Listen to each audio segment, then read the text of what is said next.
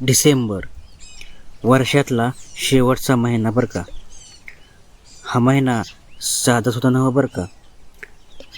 हा महिना खूप काही आठवण करून देतो.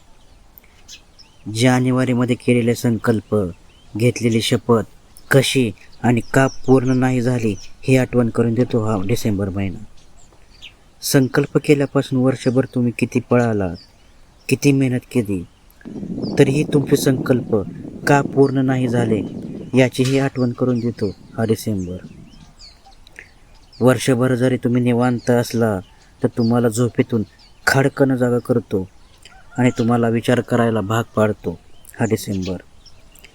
आणि तुम्ही केलेले संकल्प का नाही पूर्ण झाले म्हणून पश्चाताप हे करायला लावतो हा डिसेंबर.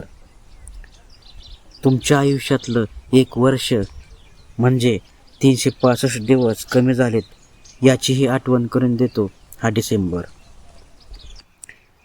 या वर्षात तुमचे चांगले मित्र, सवंगडी दुरावले असतील तर त्यांची आठवण करून देतो हा डिसेंबर.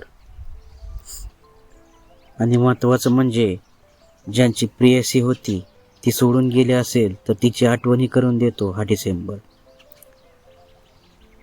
पण एवढं झालं तरी पुन्हा एकदा संकल्प करायला, पुन्हा एकदा स्वप्न पाहायला आणि त्या स्वप्नांच्या मागे धावायला शिकवतो हा डिसेंबर.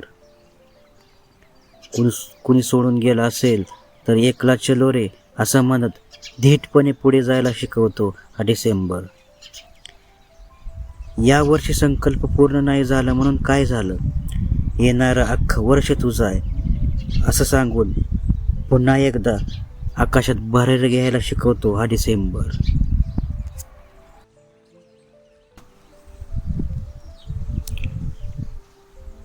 मंगेश पाडगावकर काय म्हणतात माहिती आहे, कधी कधी सगळंच कसं चुकत जातं, नको ते हाती येतं, हवं ते होकत जातं. यावेळी काय करावं, सुकलेल्या झाडाला न बोलता पाणी द्यावं. एवढा धीर तुमच्याकडे आला की म्हणायचं डिसेंबर तुम्हाला समजलाय.